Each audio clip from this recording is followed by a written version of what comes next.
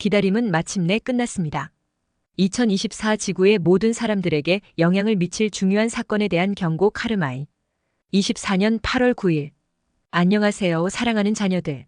오늘은 외계 문명과의 관계에 대해 계속 이야기하고 싶지만 이 문제에는 약간 다른 관점에서 접근하고 싶습니다. 문제는 모든 사람이 외계인 문제를 다양한 출처에서 얻은 그들의 존재에 대한 지식의 폭뿐만 아니라 그들의 카르마적 계보에 따라 생각한다는 것입니다. 지금 지구에 육화한 많은 사람들은 여러분 은하계의 다른 행성에서 여러 번 태어났으며 그에 대한 기억은 여러분의 소울과 마음속에 간직되어 있습니다. 많은 사람들이 별을 보면서 설명할 수 없는 우울함을 느낍니다. 이런 식으로 여러분의 소울은 여러분에게 진정한 집이 거기에 있고 지구는 단지 여러분의 임시 거처일 뿐이라고 촉구합니다. 여러분이 안전장치 없이 여기로 내려왔기 때문에 다른 세계로의 출장이기는 하지만 여러분의 기억은 일시적으로 차단된 것입니다. 그러나 다른 행성과 그 주민들에 대한 정보를 정신이 아닌 마음으로 받아들이는 사람들이 있습니다.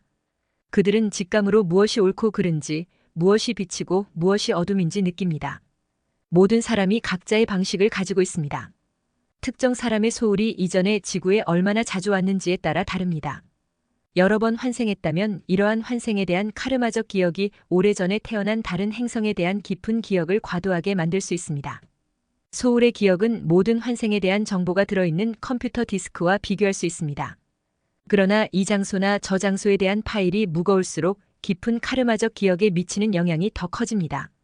예를 들어 지구에서 수백 번의 환생은 다른 행성에서 단일 환생을 확실히 강제로 밀어낼 것입니다. 그리고 반대로 지구에 처음 온 사람은 이곳에서 불편함을 느끼고 그들의 소울은 높은 차원의 세계로 이 3차원의 낯선 세계에서 멀리 떨어진 곳으로 올라가기를 갈망합니다. 아마도 여러분 각자는 일반적으로 잔이 헤드-인 에어라고 불리는 그런 사람들을 만났을 것입니다. 그리고 이 표현은 전혀 우연이 아닙니다. 그런 사람들은 실제로 무조건적인 사랑의 보호 아래 자유, 평등, 형제애가 지배하는 다른 세계에서 왔습니다. 그렇기 때문에 잔인함, 무례함 또는 공격성의 어떤 표현도 깊은 마이너스 카르마적 마이너스 수준에서 거부당하여 훨씬 더 심각한 심리적 충격을 초래합니다. 그러나 예를 들어 4차원에 도달한 다른 마이너스 중립적인 마이너스 행성이 있습니다. 그 행성에서 지구로 온 소울들은 더 높은 차원의 세계에서 온 소울들보다 이곳에서 더 편안함을 느낍니다. 하지만 그들 역시 지구를 지배하는 불의의 충격을 받습니다. 하지만 이 소울들은 여전히 이중 세계에 적응할 수 있으며 그렇게 흰 까마귀로 여겨지지 않습니다. 제가 말씀드리는 것은 여러분이 우주계보를 배우기 시작하라는 것이 아니라 은하계 형제 자매들에 대한 정보에 대한 사람들의 인식에 대한 더 자세한 그림을 얻기 위한 것입니다.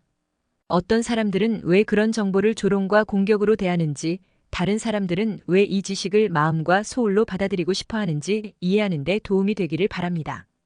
또한 사람들이 이야기하는 동안 이 주제에 대해 언급할 수 있는지, 그리고 사람들이 그것을 불가능하게 만드는지 느끼는 데 도움이 될 것입니다. 모든 사람과 상승에 대해 이야기하거나 물질적 범위를 넘어서는 어떤 영적인 것에 대해 이야기하는 것이 불가능한 것과 마찬가지입니다. 사랑하는 이들이여, 카르마적 한계나 혈통적 배경 때문에 당신에게 소중한 것에 대해 받아들이지 못하는 사람들과 이야기하면서 당신의 강점을 낭비하지 마세요. 당신은 당신의 별 가족과의 감정과 에너지적 상호작용에 집중하는 것이 좋습니다. 저는 외계 문명과의 상호작용에 대해 계속 이야기하고 싶습니다. 저는 당신들 중 일부가 에너지 면에서 그들과 접촉할 뿐만 아니라 아스트랄 여행도 한다는 것을 알고 있습니다. 대부분 잠자는 동안이죠. 그러므로 저는 그런 여행 중에 당신을 기다리는 위협에 대해 경고하고 싶습니다. 저는 또한 당신이 정말로 고차원의 세계에 있는지 아니면 아스트랄 존재들의 속임수인지 식별하는 데 도움이 되는 징조에 대해서도 말씀드리겠습니다. 글쎄요, 당신은 양심과 미묘한 신체를 통해 은하계의 다른 세계, 심지어 우주의 다른 세계로 들어갈 수 있는 두 가지 방법이 있습니다. 첫 번째 옵션은 꿈입니다. 원칙적으로 당신의 소울이 몸을 떠나 다른 세계를 여행하는 것은 당신이 잠들 때입니다.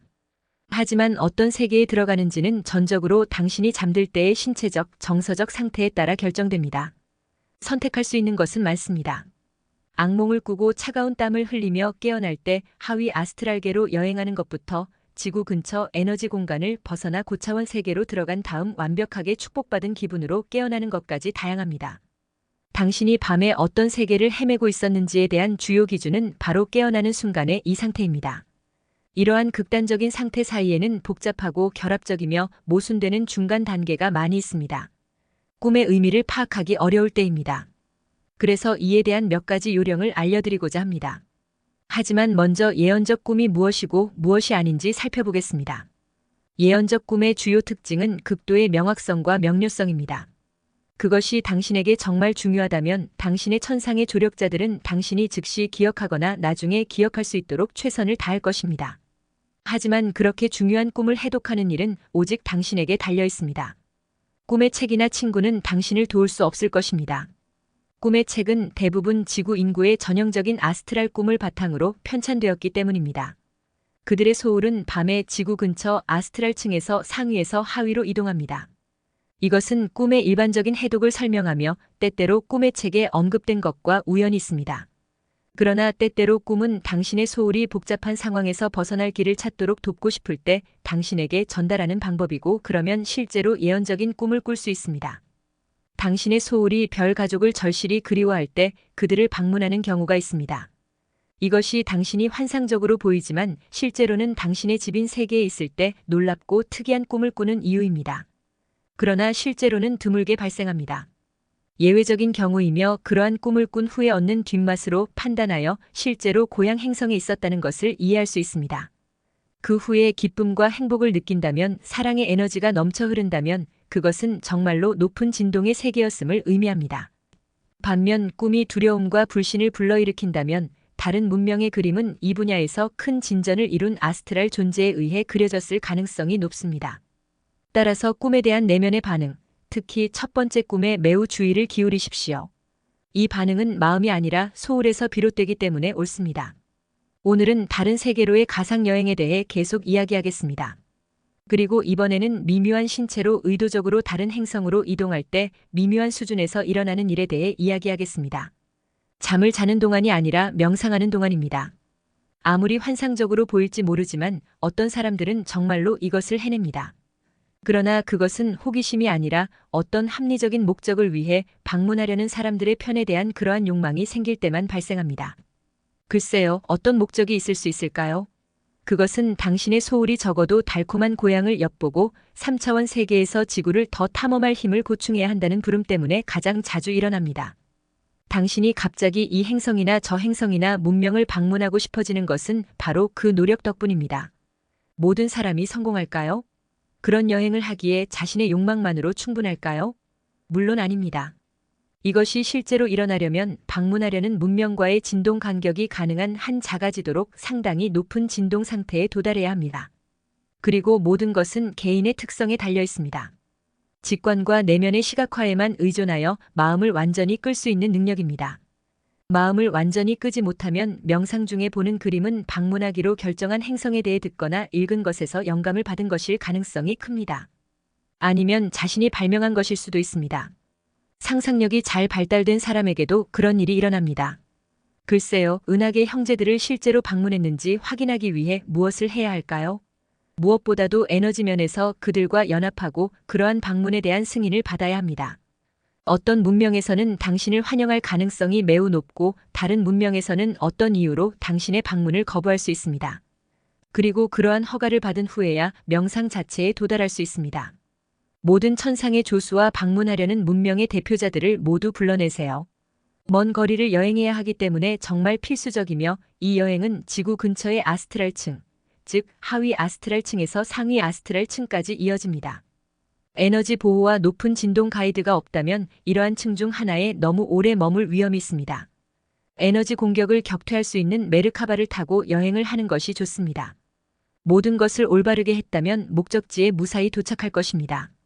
지구에 육체를 남겨두고 양심과 미묘한 신체로 당신은 보고 느낄 수 있을 것이고, 가장 중요한 것은 그 행성의 에너지 프로필과 그 주민들이 사는 분위기를 지각할 수 있을 것입니다. 당신은 모든 수단을 동원하여 그곳에서 만나고 길을 잃지 않도록 호의를 제공할 것입니다. 하지만 기억하세요. 친애하는 분, 특히 에너지 작업에 대한 심오한 경험이 부족한 상태에서 그런 여행을 하는 것은 안전하지 않다는 것을. 그리고 오늘 저는 당신의 행성간 여행에 영감을 주기 위해 그런 기회에 대해 말한 것이 아니라 만약 당신의 소울이 정말로 그것을 갈구한다면 당신의 별의 고향을 방문하고 싶어하는 절박한 욕망이 생긴다면 실수하지 않도록 경고하기 위해 그런 기회에 대해 말했습니다. 결코 이를 밀어붙이지 마세요. 모든 것에는 때가 있습니다.